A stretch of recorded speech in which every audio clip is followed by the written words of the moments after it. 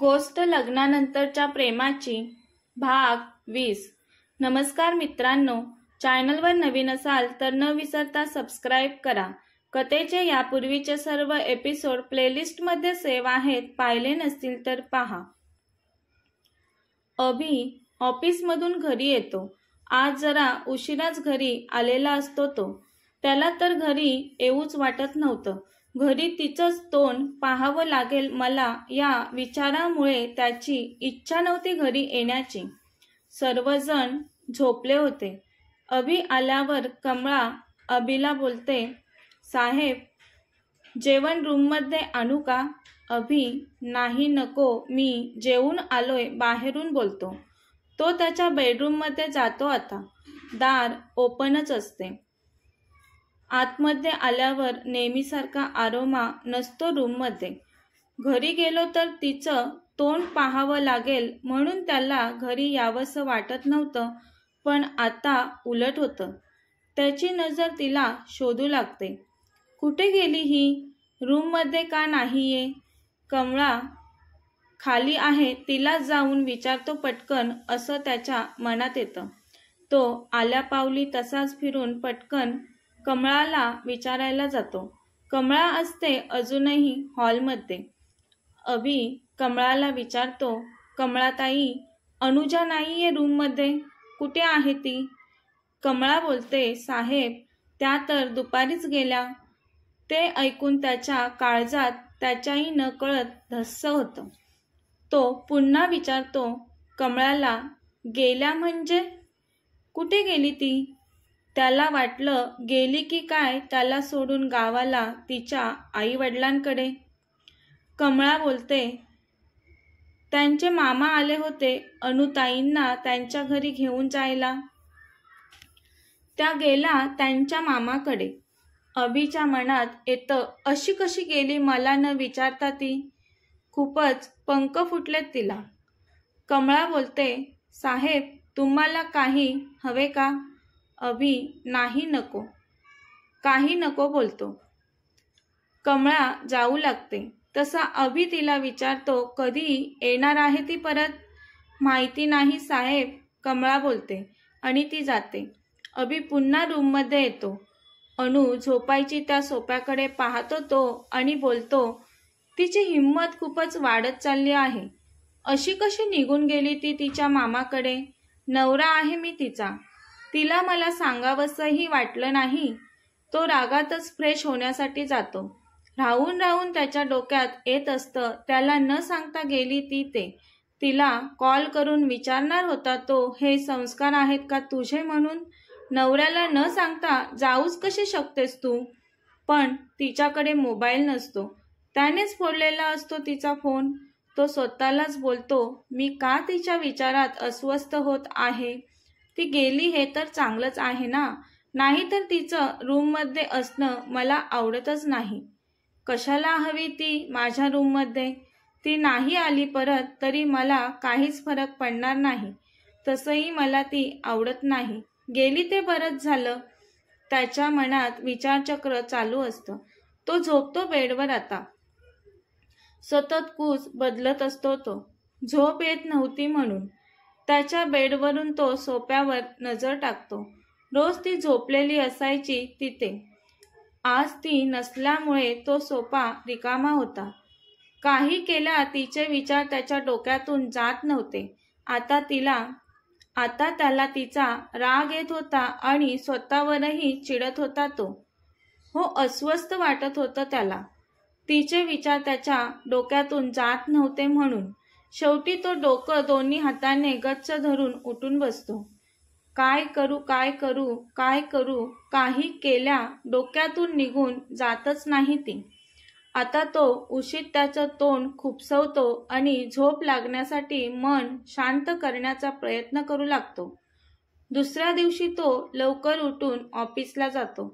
त्याच्या या वागण्याची सवय होती घरच्यांना, कधीही जाणं कधीही येणं।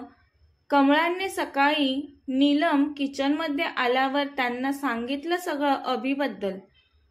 अनुला अभि रात्री विचारत होता ते, नीलम यांनी आजी आजोबांना रामदास यांना सांगितलं. ब्रेकफास्टच्या वेळेस रोहिणी आत्या आणि सोनियाही होत्या तिथे. ते ऐकून आतल्या आत जळून शरीरात कोळसे झाले असतील त्यांच्या. आजोबा बोलतात, पळ बेटा पळ, किती पळून पळशील अणूपासून. विचारातच होतास ना अणूला. त्याला काय वाटलं तो अणूला विचारेल आणि आपल्याला ते कळणार नाही का. आपल्याजवळ येऊन त्याने विचारलं नसलं अणूविषयी तरी भिंतीलाही कान असतात हे ठाऊक नाही त्याला. ते नीलमला होईल सर्व नीट बोलतात. इकडे अणूच्या मामाच्या घरी अणू आणि लावण्याच्या गप्पा संपता संपत नव्हत्या. अणू मन मोकळेपणाने तिच्या दीशी बोलत होती. सासर किती चांगलं असलं तरी थोडं दडपणाखाली असल्यासारखं वाटायचं तिला. मामाच्या दबावामुळे मामी अणूला वाईट वाटेल असं वागत नव्हती, काही बोलत देखील नव्हती. त्यामुळे अणू खुश होती. मामा लावण्याला विचारतात, केव्हा येणार आहे तो मुलगा मला भेटायला. लावण्या बोलते, पप्पा आज येणार आहे तो, पण केव्हा येईल माहिती नाही. 1 मिनिट थांबा, लगेच कॉल करून विचारते. तिचं कॉलवरचं बोलणं झाल्यावर ती बोलते, पप्पा दुपारपर्यंत येतो म्हटला तो. जेवण करून ठेवायला सांगितलं आहे त्यांनी. मामा बोलतात, काय पहिल्याच भेटीत जेवायला येतं का कोणी. तू त्याला सांग लावू जेवायला मिळणार नाही म्हणून. पहिलं मला भेटू तर देत त्याला.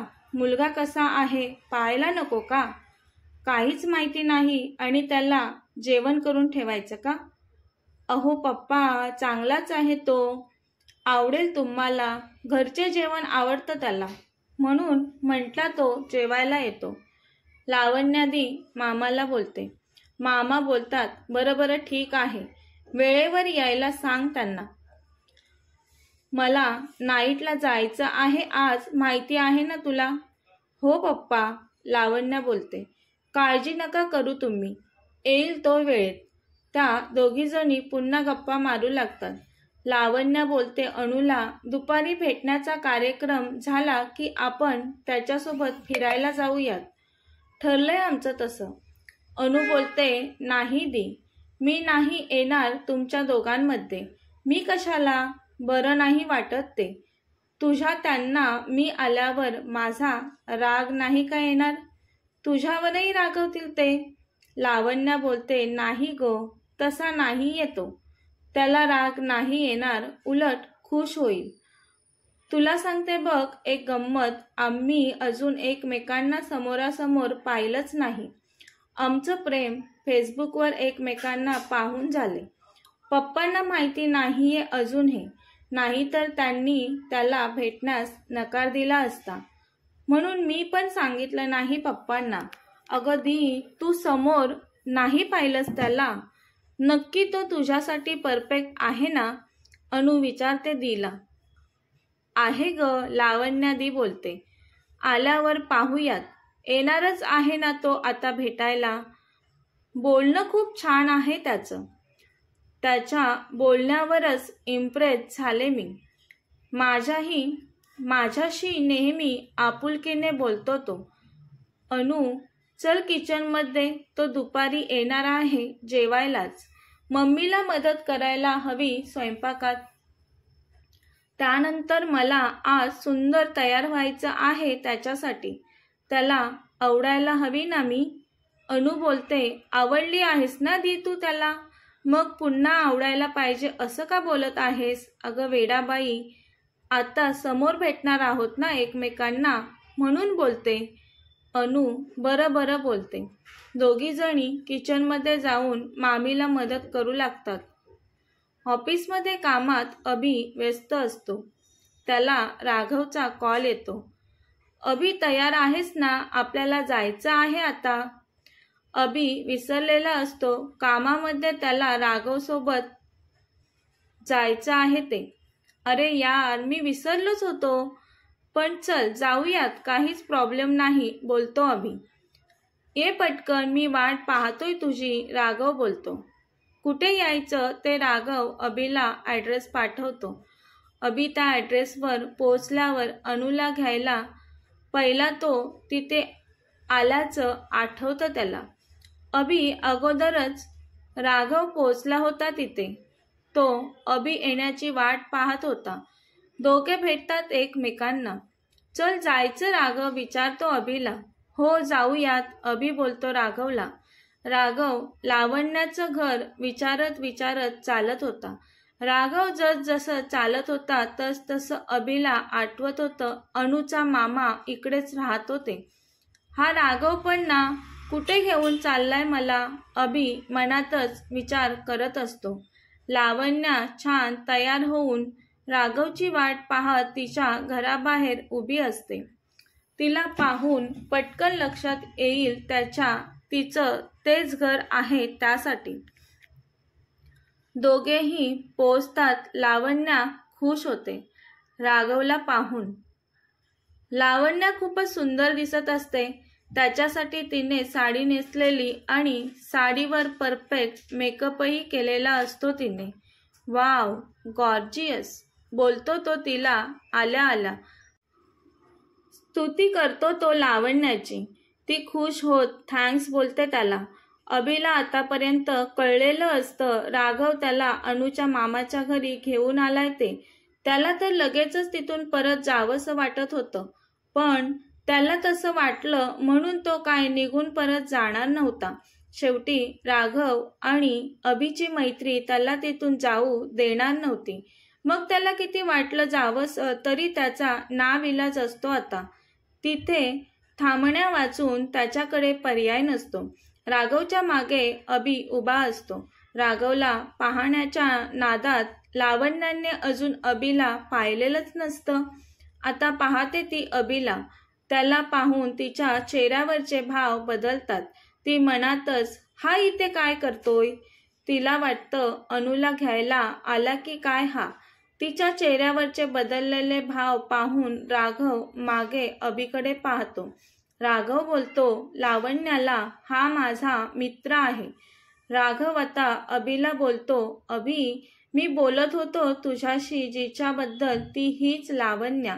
अभि बोलला नसला लावण्यासोबत तरी त्याने अनुसोबत पाहिलं होतं तिला. ओळखत होता तो तिला. अनुसोबत तीच तर होती अनुची पाठराखीण म्हणून त्यांच्या लग्नात. राघवला बरं वाटावं म्हणून तो हसून स्माईल करतो लावण्याकडे पाहून. लावण्या वरवर स्माईल करते त्याला.